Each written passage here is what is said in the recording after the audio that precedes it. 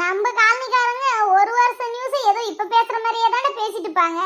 இதெல்லாம் போய் ஒரு மேட்டருக்கு பேசிட்டு இருக்கிறத இப்ப என்ன அந்த 5000 ரூபாய் பத்தி தான் நீ பேசணும். இந்த நீ எக்ஸாம் எழுதுறத பத்தி பேசணும். அதுக்கப்புறம் தான் மகளிர் பத்தி தானே. வா இந்த காலனியில் இருக்கிற பசங்க என்ன செய்யறாங்கன்றத உனக்கு காட்டுறேன். இங்க பாரு ஹரிசு, அவங்க 2 பேர் பேசுறத மட்டும் கொஞ்சம் காது கொடுத்து கேளு. டேய் மனு, என்னடா பிட்டெல்லாம் எடுத்துட்டியா? எனக்கு ஒரு செட்டு போட்டு கொடுத்துரு, உனக்கு ஒரு செட்டு போட்டு கொடுத்துரு. ஆனால் ரொம்ப பெருசாகவும் இருக்கக்கூடாது, ரொம்ப சின்னதாகவும் இருக்கக்கூடாது. சின்னதாக இருந்தால் கண்ணுக்கு தெரியாது, பெருசாக இருந்தால் மாட்டிப்போம்.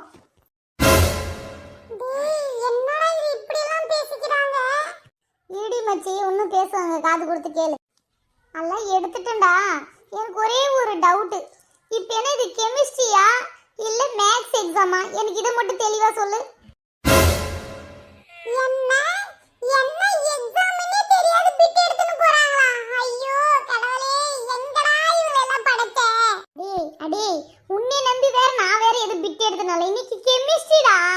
ஃபர்ஸ்ட் போய் ஜெராக்ஸ் கடையில் போய் அது கெமிஸ்ட்ரிக்கான பிட்டெல்லாம் எடுத்துட்டு வந்து சேரு, நான் முன்னாடி போறேன், சரியா? இவன் என்ன இப்போ இப்படி வேற சொல்லிட்டான். அதுக்கு தான் எல்லாத்தையுமே ஜெராக்ஸ் போட்டு எடுத்துன்னு போயிடணும். எந்த எக்ஸாமுக்கு தான் அந்த எக்ஸாமுக்கு எடுத்து பிட்டு எடுத்துக்கணும். அதை விட்டுவிட்டு என்ன எக்ஸாம்ன்றதே தெரியாதுக்கும் போது நம்ம என்ன பண்ண முடியும்? அதனால என்ன செய்யறேன்னா, இன்னும் 3 எக்ஸாம் முடிஞ்சிருச்சு, இன்னும் 3 எக்ஸாம் இருக்கு. அதனால பூராமே போட்டு எடுத்துன்னு போயிடுறேன். ஒவ்வொரு எக்ஸாமுக்கும் 3 எடுத்துன்னு போனா எந்த எக்ஸாமுக்கு இருக்குதோ அதை எடுத்து பிட்டு எழுதிக்கலாம். இது கூட தெரியல இவனுக்கு. இப்பறம் மச்சி, எந்த எக்ஸாம்னே தெரியாது இருக்கிறவங்களுக்கு நீ ஆல் தி பெஸ்ட் சொல்லலன்னு சொல்லி ஃபீல் பண்ற வேற. ஏன்னா நாமலாம் எக்ஸாம் எழுதும்போது பக்கத்துலயோ இல்ல பக்கத்துல எழுதுற புள்ளைங்ககிட்டயோ நம்ம பேப்பர் வாங்கி தான்டா எழுதுவோம். ஆனா இவங்க என்னடா இப்படி அட்வான்ஸா வந்து போய் ஜெராக்ஸ் கடையில போய் ஜெராக்ஸ் எடுத்து பிட் எடுத்துன்னு போறாங்க. சோ முடியலடா என்னால. டேய் மச்சி, இது 2026 இப்படி தான் இருக்கும். இன்னும் போக போக அட்வான்ஸா மாறிட்டு தான் போவாங்க, சரியா? சரிடா, இருந்தாலும் சொல்லிறேன். இன்னைக்கு 10th எக்ஸாம், அவங்களுக்கு ஆல் தி பெஸ்ட் சொல்லிறேன்டா. நீல திறந்த மாட்டே, சொல்லி தொலை. மாணவ மாணவிகளே, செல்வங்களே, இன்னைக்கு 10ஆம் வகுப்பு பரீட்சை எழுத மாணவ மாணவிகளுக்கு எல்லாருக்கும் ஆல் தி பெஸ்ட்ங்க.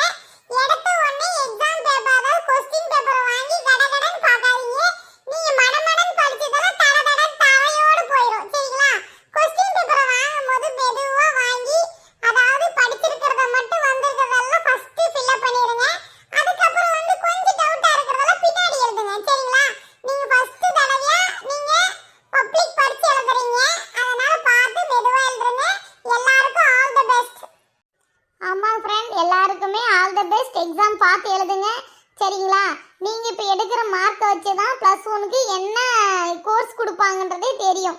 அதனால பார்த்து கொஞ்சம் நிதானமா எழுதுங்க. நம்ம எக்ஸாம்ன்ற பதட்டத்துல எழுதாதீங்க, சரிங்களா? இந்த வீடியோ உங்களுக்கு பிடிச்சிருந்தா சப்ஸ்கிரைப் பண்ணுங்க, ஷேர் பண்ணுங்க, மறக்காத பெல் ஐகானையும் கிளிக் பண்ணுங்க. அதுக்கப்புறம் வந்து கௌதமி நேச்சர்ஸ்ல வந்து இப்போ ஹெர்பல் ஷாம்பு, ஹெர்பல் க்ரீம் எல்லாமே ரெடி பண்ணிட்டுக்கிறாங்க மக்களே. உங்களுக்கு யாருக்காச்சும் வேணும்னா நீங்க வாட்ஸ்அப் நம்பருக்கு டிஎம் பண்ணிக்கோங்க. கீழே வந்து வாட்ஸ்அப் நம்பர் கொடுக்குறோம். ஆமாங்க, உங்க ஃப்ரெண்ட் உங்க ரிலேஷனுக்கு எங்களோட சேனல்